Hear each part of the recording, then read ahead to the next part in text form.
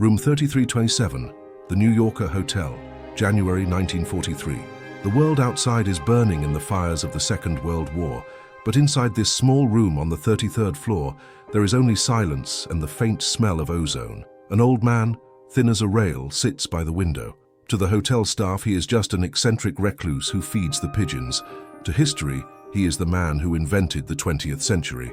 But Nikola Tesla was not looking at his alternating current motors or his radio patents in those final days.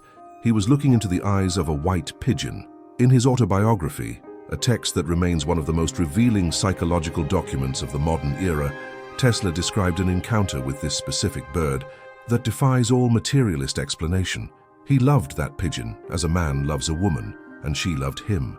But one night, the bird flew into his room to tell him she was dying. And in that moment, something happened that science is only now beginning to grapple with. Tesla wrote that as he looked at her, a light came from her eyes. It was not a metaphorical light. It was, in his own words, intense, blinding, a light more brilliant than any lamp or powerful searchlight I have ever produced in my laboratory. When that pigeon died, Tesla said that something went out of my life. He knew his work was finished. This anecdote is often dismissed by biographers as the hallucinations of a senile mind. But what if it was the exact opposite? What if this was the moment where the veil finally lifted completely? Throughout his life, Tesla had been chasing the secret of energy, manipulating electrons and currents, building machines to harness the lightning. But in the eyes of a dying bird, he saw the final truth, that light is not merely a physical phenomenon. It is a living, conscious presence. The energy he had spent a lifetime studying was not a tool, it was an entity. This brings us to the most uncomfortable question in the history of science. If Nikola Tesla is the father of our modern technological world, the man who gave us the power grid, the radio, the remote control and the foundations of wireless communication, why do we systematically ignore his explanation of how he did it? We accept the machines, but we reject the philosophy that built them. We call him a genius of physics, but he called himself something very different. He called himself a receiver. My brain is only a receiver, he said. In the universe, there is a core from which we obtain knowledge, strength, and inspiration. I have not penetrated into the secrets of this core, but I know that it exists. This statement is not poetic license. It is a technical description of how reality works. To understand what Tesla meant by the core, and to understand the true nature of the light he saw, we have to dismantle the image of the solitary inventor scribbling formulas on a blackboard. We have to look at the moment when Western science collided with Eastern mysticism. The year was 1896. The place was a dinner party in New York City, hosted by the famous actress Sarah Bernhardt. At that table, two worlds met. On one side was Nikola Tesla, the master of lightning. On the other was Swami Vivekananda, the first great yogi to bring the ancient teachings of the Vedas to the West. This meeting is a matter of historical record, yet it is absent from almost every physics textbook in existence. At that time, Tesla was struggling with the limitations of the scientific language of his day. He was trying to describe a field of energy that permeated all things, a medium that connected the stars to the atoms, but the rigid materialism of Victorian science had no words for it. They believed in matter as solid, dead lumps of stuff. But when Tesla listened to Vivekananda explain the cosmology of the Sankhya philosophy, he was stunned. He heard descriptions of the universe that sounded exactly like his high-voltage experiments, but they were thousands of years old. The yogi spoke of Akasha, the primordial ether, the subtle fabric that weaves the universe together. He spoke of prana, the vital energy that breathes life into that fabric. Tesla was captivated. He realized that the Sanskrit terms offered a more accurate physics than the English language. He began to use these words to describe his work. He understood that what he was tapping into with his coils and towers was not just electricity. He was building antennas to modulate the prana flowing through the Akasha. This changes everything about how we view his legacy. If the brain is indeed a receiver, then consciousness is not produced by the brain, any more than a radio program is produced by the transistors in your radio set. When the radio breaks, the signal does not die. It continues to broadcast, waiting for a new instrument to tune into it. This was the lens through which Tesla viewed the world. He did not invent in the traditional sense. He did not build step by step through trial and error like Thomas Edison. Tesla tuned in. He claimed to see his inventions appear before his eyes, fully formed, complete with dimensions and working parts, projected onto the screen of his mind by this external signal. He was, in effect, a channeler of technology, a biological bridge between the Akasha and the physical world. But this connection came with a terrible price. To be a clear channel for such immense power requires a solitude that breaks the human spirit. It requires a sensitivity so high that the noise of a fly landing on a table sounds like a thud. This was the burden of the receiver, and to understand how we can apply this knowledge, we must look at the specific method he used to access this core of the universe. We must enter the mental laboratory of Nikola Tesla. To understand the magnitude of what Tesla achieved, we must first understand what he refused to do. There is a famous story that defines the chasm between the materialist and the mystic approach to creation. Thomas Edison, Tesla's great rival, was the embodiment of the Western work ethic. He famously said that genius is 1% inspiration and 99% perspiration. Edison would conduct thousands of failed experiments, brute forcing his way through trial and error until something worked. When Tesla observed this method, he felt a mix of pity and amusement.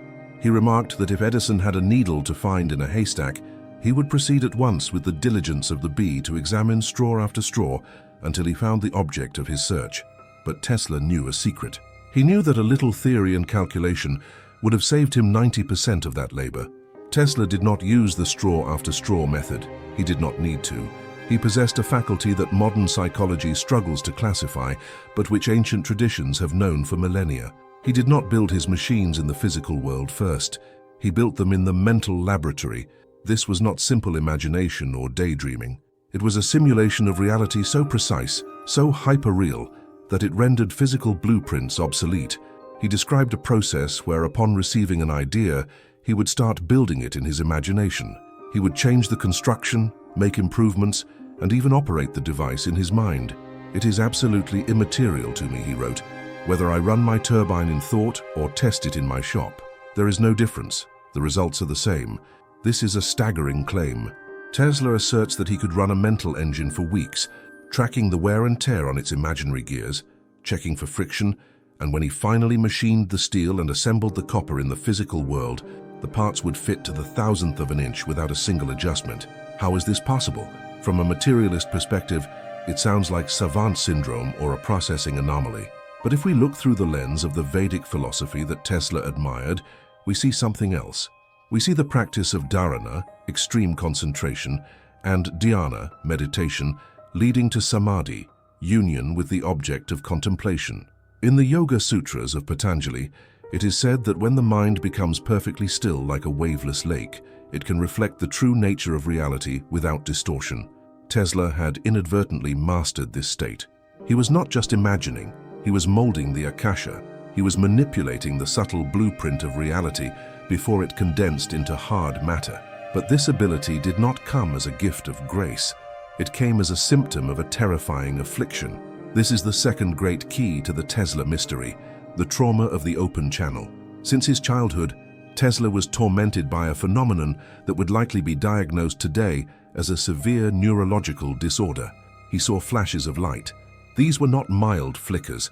They were blinding bursts of illumination that filled his vision, often accompanied by hallucinations so vivid that he could not distinguish the physical from the imaginary. He described these flashes as painful and terrifying. A hand would pass in front of his face, and it would trigger a burst of light so intense that reality would dissolve. He was living in two worlds at once. But notice the pattern of the mystic. The wound is the place where the light enters. Young Tesla realized that he could not stop the flashes, so he began to control them. He learned to push the hallucinations further, to travel in his mind to new cities, to meet new people, to explore strange landscapes that were as clear and tangible as his own home. By the time he was 17, he had trained his brain to be a supreme projector of virtual reality. He had unknowingly built the receiver that would later download the induction motor and the polyphase system. He had cleared the noise of the ego to let the signal of the universe play through him. And this brings us to the most practical and perhaps the most sorrowful requirement of the receiver state: absolute, crushing solitude. In our modern culture, we are terrified of silence. We fill every second with notifications, podcasts, music, and chatter. We treat loneliness as a pathology to be cured. but Tesla viewed it as a prerequisite for resonance. He famously wrote, "The mind is sharper and keener in seclusion and uninterrupted solitude. No big laboratory is needed in which to think.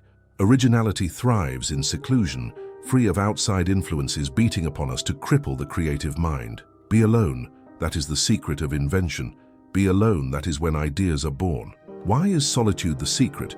It is not about being anti-social. It is about signal interference. If we accept Tesla's premise that the brain is a receiver, then other human minds are essentially transmitters of noise. The thoughts, emotions, and psychic debris of the collective are constantly washing over us, creating a static that drowns out the subtle broadcast from the core. Tesla needed to distance himself from the chaotic frequency of humanity to tune into the coherent frequency of the cosmos. He paid a heavy price for this hygiene of the soul. He never married, had few close friends, and died alone. But he argued that you cannot serve two masters. You cannot be fully immersed in the social drama of the human herd and simultaneously hold a clear line to the divine source. This solitude allowed him to enter a state of consciousness where the boundary between the observer and the observed collapsed. There is a documented event that illustrates this merger. One day in Budapest, while walking in a park with a friend and reciting poetry, specifically Goethe's Faust, the solution for the rotating magnetic field hit him like a lightning bolt. He didn't derive it mathematically. He saw it. He stopped, froze in a trance, and began drawing a diagram in the dirt with a stick. The image that appeared to him was the sun. He saw the sun's rotation and understood that the same law that spun the planets could spin a motor. He wasn't inventing a machine. He was copying a cosmic principle. He saw the invisible vortex of energy that drives the universe, and he simply built a trap to catch it. This leads us to the most profound aspect of his methodology, the one that bridges physics and metaphysics. Tesla did not view electricity as a fluid or a force. He viewed it as a vibration. He understood that the universe is composed of waves, and if you can understand the harmonic resonance of a system, you can control it with almost no effort. This is why he claimed he could split the Earth in two with a mechanical oscillator no larger than an apple. It wasn't about the size of the force, it was about the timing. He compared it to a swing. If you push a swing at exactly the right moment, you add energy to the system. If you keep doing it, the energy amplifies until it becomes massive. Tesla applied this to the Earth itself. He believed the planet was a conductor, a giant bell waiting to be rung. This wasn't just mechanics, it was a form of communion. He was listening to the heartbeat of the planet. While other scientists were trying to rape nature to extract energy, burning coal, damming rivers, Tesla wanted to plug into the wheelwork of nature itself. He wanted to harmonize with the Earth, not conquer it. And this brings us to the precipice. If Tesla accessed this knowledge by tuning into a benevolent core, why did his life end in obscurity and shadow? Why were his greatest visions, like the Wardenclyffe Tower, destroyed? Perhaps the receiver picked up a signal that humanity was not yet ready to hear. As we move into the final phase of this investigation, we must confront the Lucifer aspect of the story. Not the devil of folklore, but the burden of the Lightbringer. What happens when you offer unlimited power to a species that has not yet mastered its own darkness? To fully grasp the tragedy and the glory of Tesla's worldview, we must navigate the great schism that tore physics apart in the early 20th century. History tells us that Einstein won the debate with his theory of relativity, which described a universe of curved space-time where gravity is a geometric warping. But Tesla vehemently disagreed. He did not believe in curved space. He believed in the ether. To Tesla, the universe was not an empty void filled with mathematical equations. It was a plenum, a space completely filled with a medium, the akasha, or the luminiferous ether. He argued that light is a wave, and a wave needs a medium to travel through just as sound needs air. This is not a minor academic squabble, it is a difference in spiritual orientation. If Einstein is right, we are isolated observers in a relativistic void.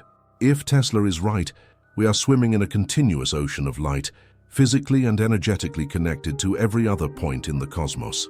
Tesla famously criticized the theoretical physicists of his time, saying, "Today's scientists have substituted mathematics for experiments, and they wander off through equation after equation and eventually build a structure which has no relation to reality." He was warning us that we were mapping the shadows on the wall of the cave while ignoring the light source itself. Because he believed this energy was everywhere, He believed it could be tapped anywhere. This was the dream of Wardenclyffe, to turn the Earth itself into a dynamo, providing free wireless energy to every human being on the planet. He wanted to liberate humanity from the drudgery of extraction, from the wars over oil and coal. But here, the receiver hit the hard wall of human greed. The financier J.P. Morgan, upon realizing that he couldn't put a meter on wireless energy, famously asked, "If anyone can draw the power, where do I put the meter?" The funding was pulled, the tower was dynamited, the dream was silenced. And this brings us back to the provocative whisper that started our investigation. Tesla spoke to the devil. When we strip away the superstition, we find a profound philosophical truth. In the esoteric traditions, the figure of Lucifer is not originally a red demon with a pitchfork. The name Lucifer comes from the Latin lux ferre, meaning the light bringer. It is the archetype of Prometheus, who stole fire from the gods to give it to humanity and was punished for it. Tesla was the modern Prometheus. He brought the fire of electricity, the light of the ether, down to earth. The devil he encountered was not a spirit in the room. It was the terrifying realization that humanity might not be ready for the fire. In his later years, Tesla worked on a weapon he called Teleforce, popularly known as the Death Ray. But Tesla hated that name. He called it the Peace Ray. His vision was to create a defensive weapon so powerful, a wall of invisible particles, that it would make war impossible. He thought that if every nation had a shield that could vaporize any invading army instantly, the very concept of invasion would become obsolete. He offered this technology to the governments of the world, including the United States, Great Britain, and the Soviet Union. He was ignored, ridiculed, or dismissed. Why? Because the core of the universe had given him the physics of the future, but humanity was still operating on the psychology of the Stone Age.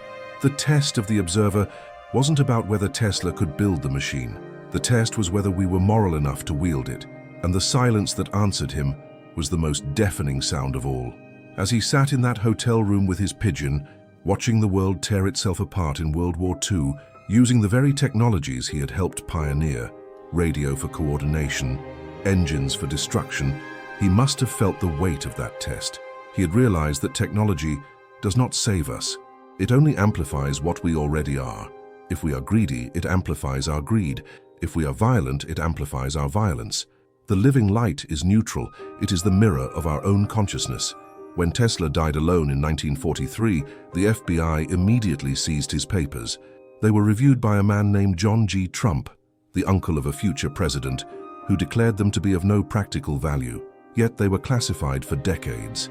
Perhaps they weren't hiding a blueprint for a laser cannon. Perhaps they were hiding the embarrassing proof that one man had solved the energy crisis 80 years ago, and we simply refused to accept the gift because it didn't fit our business model. So, what is the legacy of the man who saw the light? We live in the world he predicted. We hold in our hands the wireless devices he foresaw, connected to a world brain of information. But have we tuned our internal receivers? Tesla's life serves as a final haunting question to each of us. We are all antennas. Every thought you think, every emotion you feel is a signal you are broadcasting into the Akasha. Are you adding to the noise, or are you tuning into the core? The devil is not an external enemy. It is the entropy of the unconscious mind. It is the refusal to see the light in the eyes of the pigeon, in the eyes of your neighbor, and in the structure of the universe itself. Tesla's final message wasn't a formula. It was a warning. If you want to find the secrets of the universe, think in terms of energy, frequency, and vibration. But he wasn't just talking about coils and magnets. He was talking about you. You are the machine. You are the tower. And the signal is waiting. The white pigeon died in his arms and the light went out from his eyes. But energy cannot be created or destroyed. It only changes form. That light didn't disappear. It just returned to the source, waiting for the next receiver brave enough to tune in. If this investigation has amplified your own frequency, and you want to continue mapping the invisible mechanics of reality with us, make sure you are subscribed. The universe is speaking all the time. The only question is, are you listening?